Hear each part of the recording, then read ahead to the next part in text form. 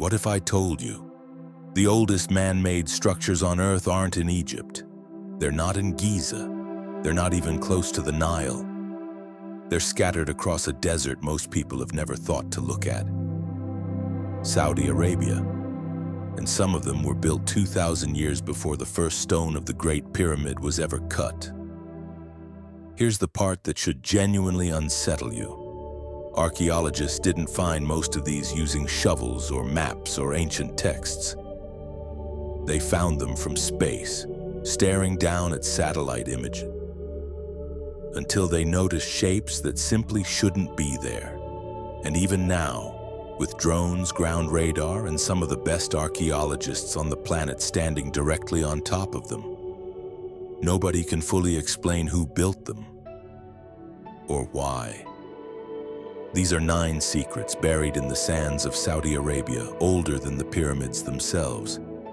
And we're starting with the one that began as nothing but legend and ended up rewriting what archaeologists thought they knew about the ancient world.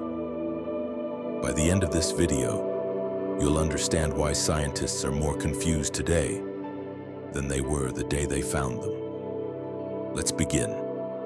Our first 3 secrets all share one unsettling detail. They weren't found by digging. They were found by looking down from above the entire planet. The Hima Cultural Area, stretching across a remote region of southwestern Saudi Arabia, lies one of the largest rock art collections ever documented. Thousands of carvings, inscriptions, and petroglyphs layered on top of each other across 7,000 years of continuous use. What makes Hima different isn't just its size, it's the timeline. Different civilizations, separated by thousands of years, kept returning to the exact same rock faces, adding new carvings on top of older ones, as if this single location held a significance passed down across generations who never met each other, and left no explanation as to what that significance actually was. Hunting scenes, battle scenes, inscriptions in multiple ancient scripts, some still only partially deciphered. It was recognized as a UNESCO World Heritage Site, yet large portions of it are only now beginning to be properly surveyed, meaning the true scope of what's carved into these rocks may still be far from fully known. Hegra, Mada'in Saleh. In the deserts of Alula stands Saudi Arabia's first UNESCO World Heritage Site and one of the most avoided places in the entire region for over 1,000 years. Hegra, also known as Mada'in Saleh, was the second great city of the Nabateans, the same civilization behind Jordan's Petra. Carved directly into golden sandstone cliffs are 111 monumental tombs, 94 of them elaborately decorated, dating back roughly 2,000 years. But here's what makes Hegra different from Petra. According to Islamic tradition, this was the land of the Thamud, a people the Quran describes as destroyed by divine punishment for their arrogance. When the Prophet Muhammad's own army passed through this valley centuries later, he reportedly instructed his followers not to drink the water, not to linger, and to cover their faces and weep as they moved through, treating it as cursed ground. That belief kept Hegra almost untouched for generations. While Petra became one of the most visited sites on Earth, Hegra sat in near silence. Its tombs, its carved warnings against grave robbers, and its most famous structure, the 72-foot-tall lonely castle, left standing largely alone in the desert. And that tomb still shows something strange today. Unfinished tool marks across its face, as if the carvers simply stopped mid-work and never came back to explain why. Tayma Oasis. Around 553 BC, the king of the most powerful empire in the ancient world did something no Mesopotamian ruler had ever done before. He walked away. Nabonidus, the last king of Babylon, left his capital, handed power to his son, and traveled deep into the Arabian desert, to the oasis of Tayma. And he didn't just visit. He stayed there for 10 years. For a decade, Babylonian royal records go almost silent. No New Year festivals were held in his absence. Temple rituals that had continued for centuries simply stopped. Priests condemned him. And yet Nabonidus remained in Tayma, apparently building his own palace in the middle of the desert, thousands of kilometers from his throne. For decades, historians assumed this story was legend, until a Saudi-German excavation team digging at Tayma since 2005 uncovered inscriptions bearing Nabonidus' own name, confirming he really had been there. But confirming he was there didn't answer the real question. Why did the most powerful king in the region abandon his empire, his capital, and his throne for a remote desert oasis for 10 full years? While he stayed in Tayma, the Persian Empire grew stronger at his borders. When he finally returned to Babylon, it was too late to stop what was coming. Some historians believe those 10 missing years in Tayma are the reason Babylon fell at all. The next two secrets prove something even stranger. That ordinary desert communities thousands of years ago were engineering the movement of both the living and the dead across the entire landscape. The Funerary Avenues. In 2021, a research team studying satellite and aerial imagery across northwest Saudi Arabia noticed something that had somehow gone unnoticed for thousands of years. Long, deliberate pathways cutting across the desert for enormous distances, flanked on both sides by ancient stone tombs. They called them Funerary Avenues. And once fully mapped, the scale was almost impossible to believe. The longest of these avenues stretches over 105 miles, connecting oasis to oasis across the desert like an ancient highway network. Along these routes, researchers have now identified close to 18,000 individual tombs, most shaped like small stone pendants, dating back roughly 4,500 years.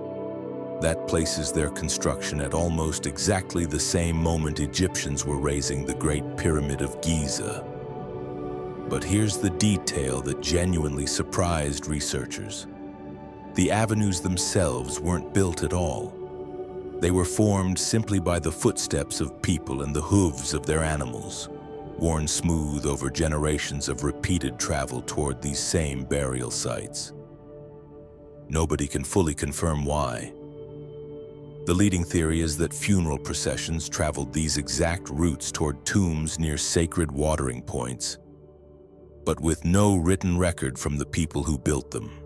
That theory remains, in the words of the researchers themselves, purely hypothetical. What if I told you the next two secrets weren't hiding in remote deserts at all? They proved this land wasn't always a desert to begin with. Jubba rock art in the Lost Lake, deep in the Nefud Desert, near the town of Jubba. Sandstone cliffs are covered in thousands of ancient carvings, some depicting animals that have no business being in a desert. Giraffes, hippos, long-horned cattle, human figures holding what appear to be tools for fishing. Researchers eventually confirmed what the carvings were hinting at. Thousands of years ago, this exact location held a massive freshwater lake during a period scientists now call Green Arabia, when monsoon rains transformed the peninsula into grassland and wetlands. Fossilized hippo bones, freshwater shells, and ancient human remains have all been recovered from the same sediment layers, physical proof that an entire ecosystem thrived here before it vanished completely, buried under what is now one of the driest landscapes on Earth. Some of these carvings have been dated to nearly 10,000 years old, making Jubba one of the largest open-air rock art galleries anywhere in the world. A record of a version of Arabia that no longer exists, and that most people never knew existed at all. The Camel Site. In a remote valley near Al Juf, researchers in 2018 found something that initially seemed impossible. Life-sized relief carvings of camels, cut directly into standing rock faces. Not painted, not scratched, carved in 3 dimensions, with anatomical detail precise enough to identify specific postures and breeds. At first, researchers assumed these were linked to the famous rock carvings at Petra in Jordan, made by the Nabateans roughly 2,000 years ago. Then the dating results came back. These carvings are estimated to be 7,000 to 8,000 years old, meaning whoever carved them predates the Nabateans by nearly 6,000 years, and predates the pyramids by thousands more. Centuries of wind and sand erosion have worn the surfaces down so severely that pinpointing an exact date remains extremely difficult, which means the true age of the camel site might be even older than current estimates suggest. And now, the final 2 secrets. The 2 that even seasoned archaeologists admit they still don't fully understand. Alnasa rock formation. Near the ancient oasis of Tayma stands a single rock formation that looks less like geology and more like a magic trick. 2 massive stone slabs, each roughly the height of a 2-story building, balanced perfectly on narrow natural pedestals, and split apart by a cut so straight, so clean, it looks like it was made with a laser. It wasn't, at least not one we understand.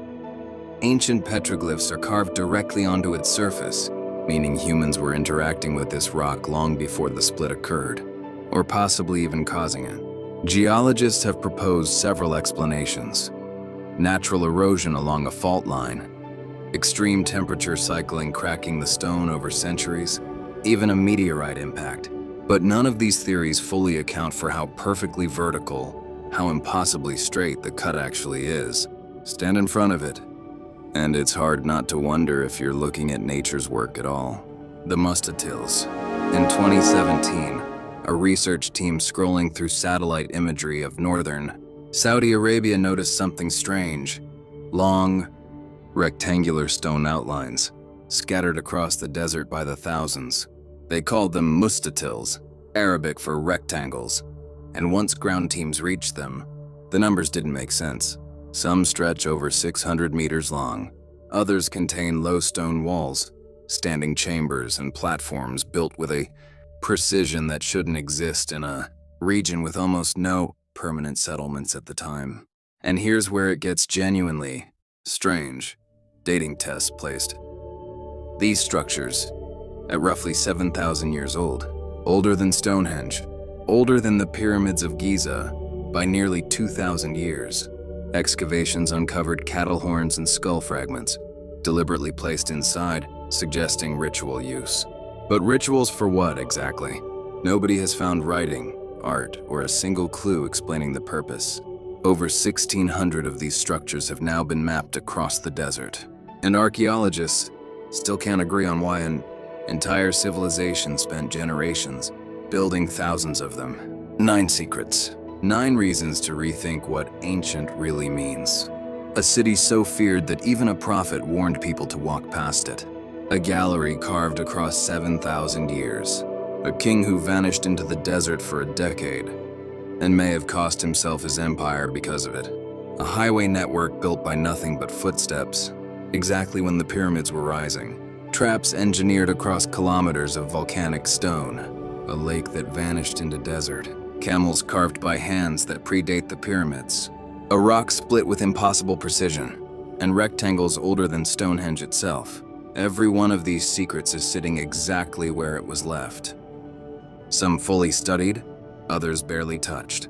So tell us, which of these 9 secrets do you think holds the biggest unanswered mystery? And which one do you think deserves its own full investigation?